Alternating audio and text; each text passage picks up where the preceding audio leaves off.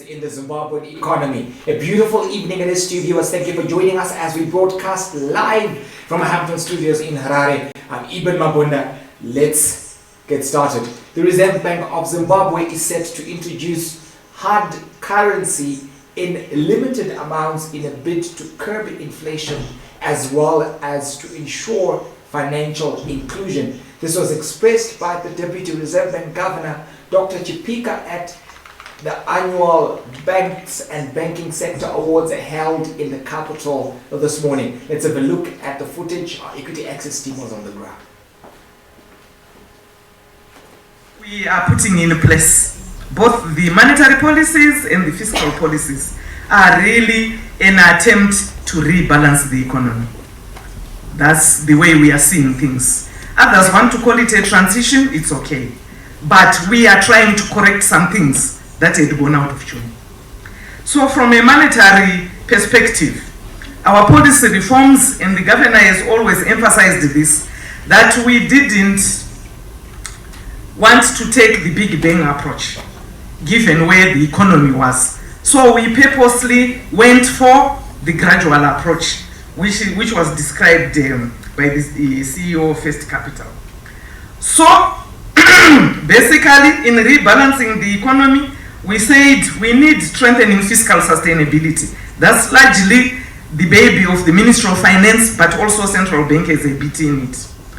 We also, in rebalancing the economy, need to address inflationary pressures. And we could foresee this because of the policies that were going to come. But part of rebalancing the economy involved promoting a flexible exchange rate, which we introduced, or exchange rate liberalization. But basically, all these major policies that we put both from as monetary authorities and also the fiscal authorities, the idea is to lay the foundation for sustainable private sector economic transformation. So it's very clear that we want an economy which is driven by the private sector. And the ultimate aim down the line, which we all know, is that we desire a highly productive, dynamic, broad-based or inclusive economy, upper middle income economy by 2030. So what we are putting in place, both the monetary policies and the fiscal policies, are really an attempt to rebalance the. Now, at the particular awards, the Bank of the Year was awarded to EcoBank for exceptional banking over the course of the year. Several factors were looked at in terms of innovation, non-funded income, as well as the ability to come up with models that are sustainable given the harsh macroeconomic setup. We're to close up with the head of customer relations at EcoBank. Let's have a look.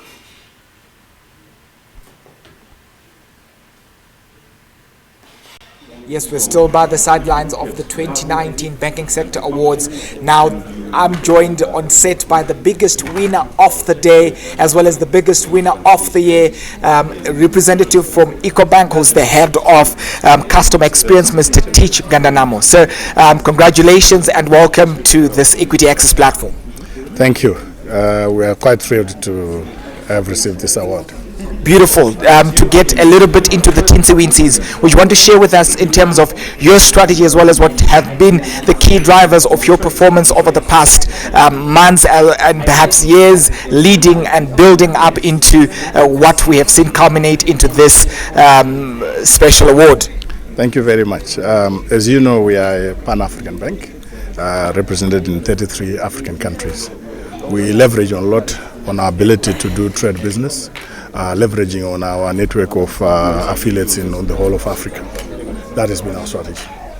I realize. Now let's talk about your performance where the non-funded income is concerned, as well as the role that you have played in terms of remittances. I mean, Zimbabwe is netting more than $1 billion annually from remittances beyond our borders. Just a little bit where that is concerned. Thank you. We do have a wide network of remittance centers, with specifically the large ones being in Harare and Bulawayo. where we seek to help in mobilizing international or diaspora remittances. Our strategy is to understand that we need to mobilize this and make sure that it's applied to the local economy for best advantage. From a trade point of view, we do have support of our head office, which is based in Togo, but with representative offices in China, in the large trade centers like New York and UK.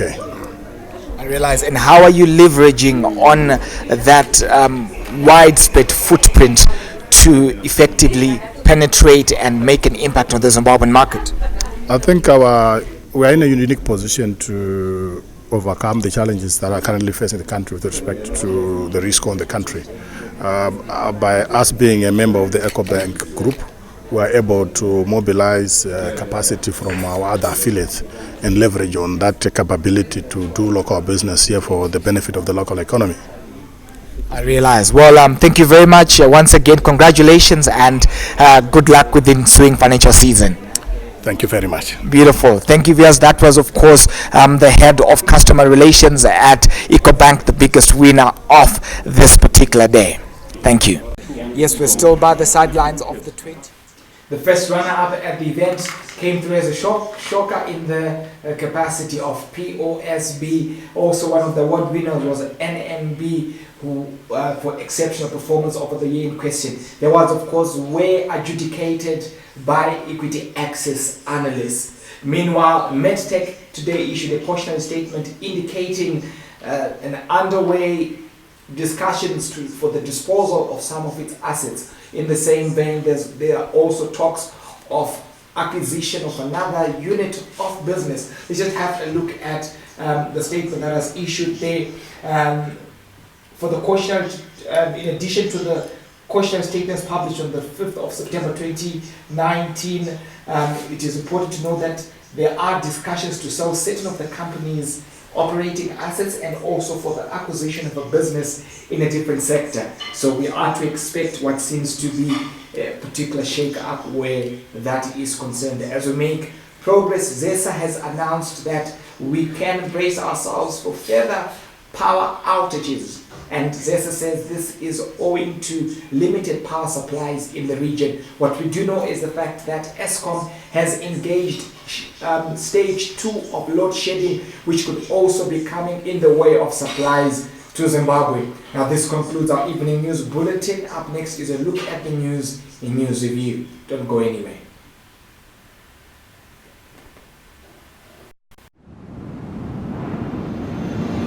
Climbing to the top takes more than just hard work and smart choices. It's the passion that drives you from within, the endurance to keep going through difficult times, and having a very clear vision of how to succeed. That's what we strive for at CBZ. We're a diversified and innovative listed financial services group in Zimbabwe with a complete range of activities including banking, short and long-term insurance, asset management, and property investments. CBZ has been a pinnacle for stability in the economic landscape of Zimbabwe, stemming from our deep-rooted values, our excellent customer service delivery, and our corporate vision to strive for excellence as a global competitor.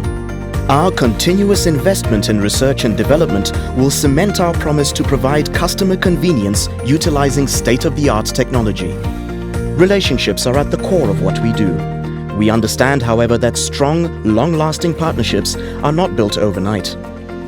With over 3 decades of wealth management, we have come to understand our clients and their specific investment requirements. Our unique mix of skills ensures that investment opportunities are examined from all perspectives. The balancing rocks of Zimbabwe have weathered the elements for thousands of years and stood the test of time, like majestic reminders of the fine balance of nature. They challenge our perception of what is possible and what endures. Just as CBZ has weathered the economic storms and remained steadfast throughout the turbulence of unsettled economies. Achieving the impossible through resilience and stability, we balance the elements of hard work, dedication, and experience, making us your ideal partner for success.